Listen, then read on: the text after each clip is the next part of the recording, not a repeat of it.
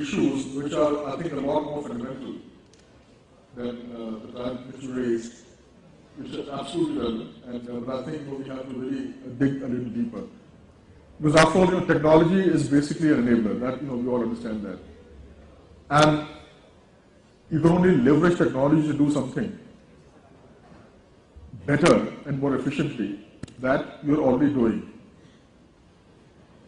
Now, in the case of industry where you have closed systems, you can manage in an isolated space to create whatever system you want, and it could be located culturally elsewhere. But when you come to public systems, the public systems are rooted in the view where you are with lakhs of people, they're open systems, they're extremely political systems, so there's a limit to which you can change things. And then if you see in this context, then you understand that if you really want to do something big in technology, if you want to leverage technology in a big way, it would really not be possible unless it is done in an overall context of reform and in an overall context of keeping in view that what we are catering to something that can be handled or that involves and engages the billions of people that we have in the country. Meaning that if you look at things and you create systems which engage just 5-10% of the people, then really we keep missing the bus every time. And this is precisely what's actually happening when you come to security systems. Sanjay, when I was talking before in the tea break, that they've had successive projects for crime, criminal tracking, and so on. And successively they have not really delivered. The last one also, it's been going on for 7 years. And a project after 7 years which does not deliver very much to you, if it's just taking inputs and data, then really we haven't reached very far. And there is nothing the people engaged in find themselves. And in the meantime, what you find is that the whole world has moved forward. Most of our governmental systems were designed keeping personal computers in mind. And now we find that actually what delivers really is mobile computing. It's easier to engage people in mobile computing. What is taking the world over is mobile computing. I was reading this the other day, that the number of smartphones today is globally is about 4 times the number of computers.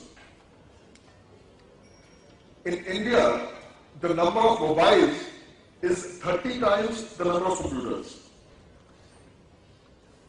And we are still struggling and designing systems keeping in mind our basic PCs in a language which 90% of the people don't understand. I mean, that's a huge issue. That's a huge issue. Language is a huge issue, and it's quite surprising that my card just has my interests, and if one of my interests is Indian computing, and when they made this little label for me, I don't know why they put it up, but I think it's really critical. I represent the government, but my organization here is shown as Indian computing, and I'm really grateful to the guy who's doing it, because I think that's really, really important, really, really key. Most computer systems designed for the common people do not take off. Why? Because if it's really English-centric. And this is a huge failure on the part of the government of India. The government has not pushed the market size to force these software companies to deliver these basic softwares, operating systems or application softwares in our Indian languages. Now, mind you, I'm saying languages, it's not just a question of English and Hindi. We have language groups which are larger, much larger than countries and where they have language-specific software available for the last 20 years. The first time I bought a Palm in Bangkok, this was in 2000. The OS was available in Thai itself. Windows was in Thai. Whereas here, You know, Indian language Windows came in much later, and that is what, because we managed this, 5-10% of the people really mattered. They were doing a little bit, not really mission critical stuff, and the government did not leverage its position to push the software manufacturers into catering to Indian languages. And unless we do that, then we do not expect to have a secure society or a secure environment. Now, and this whole issue of mobile computing, that again throws very severe challenges on the security aspect also. Like most of us, even here in this audience, we are looking at PC-based security. But now, with 4 times the number of phones doing the same thing as your PC was doing, and how many of us have really subscribed to any security for our mobile phones? Now, you just mentioned, Sanjay, that 75% of internet traffic goes through the American systems, balanced 25% through the British. Now, I was reading down there that this little company called Gemalto manufactures 30% of the SIM cards. Now, Snowden, he gave a lead that the British equivalent of the National Security Agency, the GCHQ, yeah. Now, the GCHQ, they sold lakhs of encrypted keys hard-coded in SIM cards of this company. Now, a government agencies do remind you.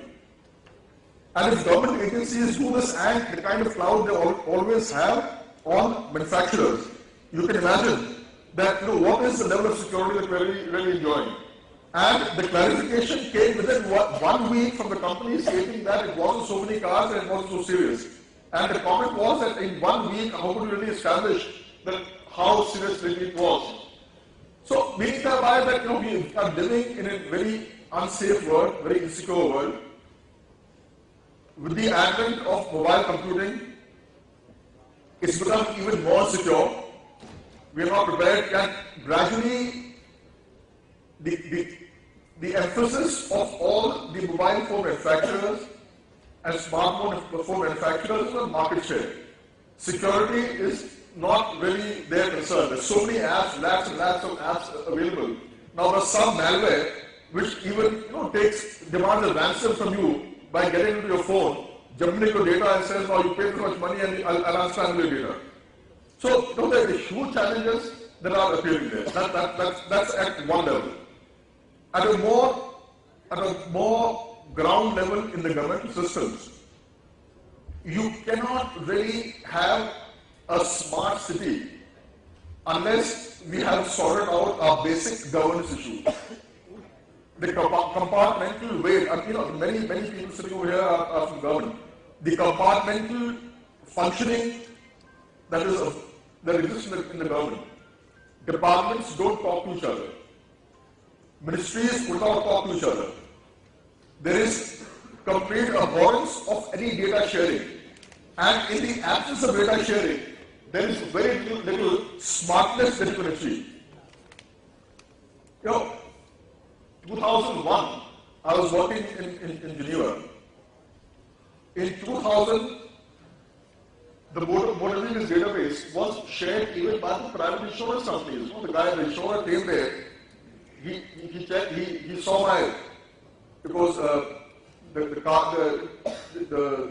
registration certificate equivalent. He logged in. He said, "Okay, this is your car." He saw my license. He said, "This is your license," and he worked out and he gave me a proposal right there. On the basis of the expertise in my car and gone through its age and everything, the database he had as a private insurer. Then Tata Systems. I left Geneva midway and came back. And their number plates, they go with the person, they don't go with the car. So what you do is when you leave the country, you just deposit your number plate in a letterbox. And would you believe I did that? After 3 months, 5 months balance of my registration, I got a refund from the Swiss government. No, so these are the systems operating this, and they had my address, they had my Indian address, and this. So unless database sharing is done in a big way, you can't really have any great smartness operating. In terms of CCTV security and so on, or smart cities and with camera-based security. In Lucknow recently, we introduced a modern control room, and there was suddenly a plethora of good, fast-moving cars all over the place. But at least, and in terms of anecdotal evidence, because I don't have any research evidence on this, I don't really think that's really impacted crime in a major way. Why?